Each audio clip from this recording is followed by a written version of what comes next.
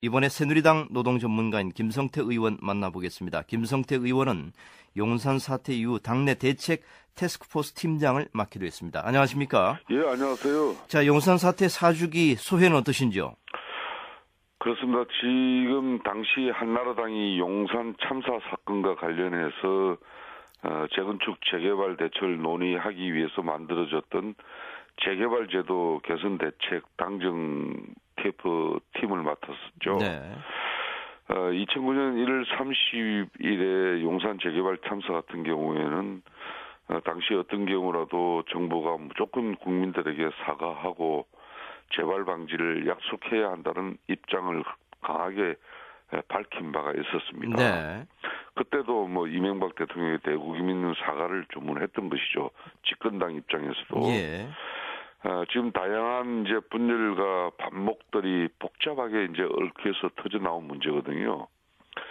4년이 지났지만은 여전히 당시 그 갈등 아픔의 네. 이 약자들이 예. 이 법제도의 사각지대에서 충분한 보호를 받지 못한 채 어려움을 겪고 있는 부분이 있기 때문에 네. 한편으로는 죄송한 마음과 예. 또 다른 한편으로는 무거운 책임감을 또 느끼고 있습니다.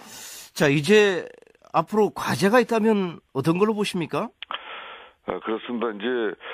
이 당시 철거민 5명과 경찰 특공대원 1명, 무려 6명의 희생자가 목숨을 잃었지 않습니까? 예. 그 결과가 고작 주차장으로 쓰이는 공터가 됐다는 것이죠. 그러니까 대단히 안타깝고 유감스럽습니다. 네. 그러니까 이 사회적 가치보다는 개인의 이윤이라든지 재산권을 중심으로 추진해온 지금까지의 재개발 정책에 대해서 근본적인 고민과 성찰이 네. 다시 필요한 시점이라고 이렇게 보고 있습니다. 네. 네. 지금 유가족들은 여전히 진상 규명과 책임자 처벌을 주장하고 현재 네. 수감 중인 분들의 사면을 요구하고 있습니다. 이 당 차원의 어떤 좀 정리된 입장은 없습니까? 그렇습니다. 이번 설 특별 사면에 용산 참사 관련자들을 포함시켜 달라는 요구죠. 예.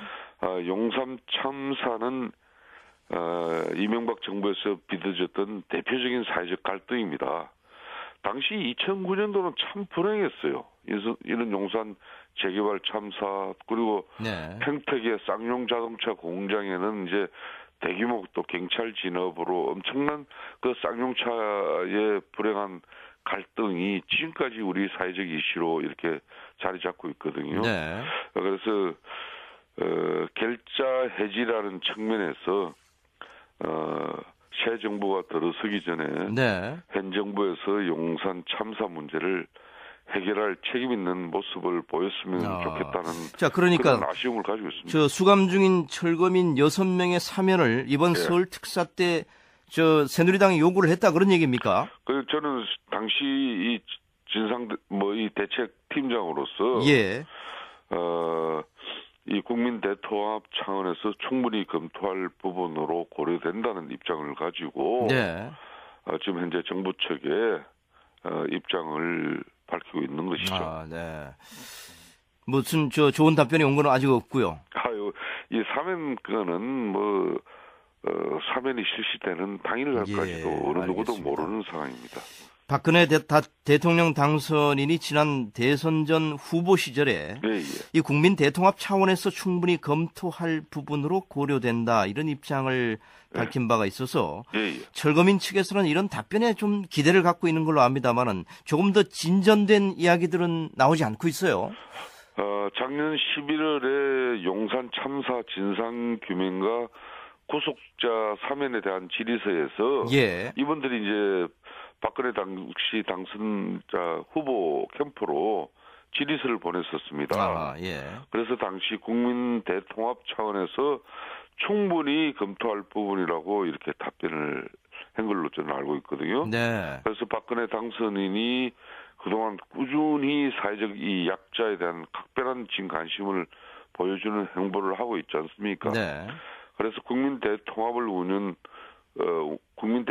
이 국정 운영의 가장 중요한 가치 가운데 하나로 내걸고 있는 만큼 지금까지보다 전향적인 결정을 내릴 수도 있지 않을까 하는 저는 기대를 확고하게 가지고 있고, 그런 측면에서 뭐 이런 방송을 통해서 지금 정부에서도 새 정부의 부담을 덜어준다는 측면에서도 현 정부가 결단을 내리는 것이 더 바람직하다고 이렇게 보고 있습니다.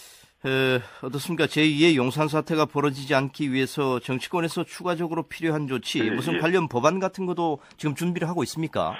이미 당시에 그러니까 2009년 이 사고가 발생한 당시에 한나라당 재개발제도 개선대책 TF팀이 간사로 활동하면서 법제도 개선 방안을 마련했었습니다, 당시. 그래서 법을 제출했었죠. 그래서 다시는 이런 불행한 비극이 일어나지 않도록 하기 위해서 용산 참사 방지법. 이 법이 이름은 용산 참사 방지법이 아닙니다. 즉 도시 및 주거 환경 정비법이라고 도정법이라는 개정안을 국회에 제출해가지고 완전하지는 않지만은 용산 이 참사 이후에 재개발 재건축 현장에서 이런 세입자 간에 또 개발 조합하고 시행사 간에 이런 대규모 갈등이 지금 빚어지는 사례는 거의 없어졌다고 해도 강제 퇴거를 금지하는 무슨 관련법은 없습니까? 그러니까 재개발 재건축 사업 시행 시에 사회적 약자인 세입자의 주거 이주 대책을 구체적으로 이제 명시하도록 했습니다. 또 이로 인한 사회적 분쟁을 효율적으로 조정하기 위한 도시 분쟁 조정위원회를 설치하도록 했어요. 그러니까 이걸 의무화시킨 거죠. 그래서 이 법을 개정하고 이걸 제가 그때 당시 발의했고요. 개정하고 난 이후에는 두 번 다시 용산 재개발 참사 같은 그런 불행한 사태가 크게 지금 발생하고 있는 문제는 없지 않습니까? 앞으로도 계속 더 보완하겠습니다. 감사합니다. 예.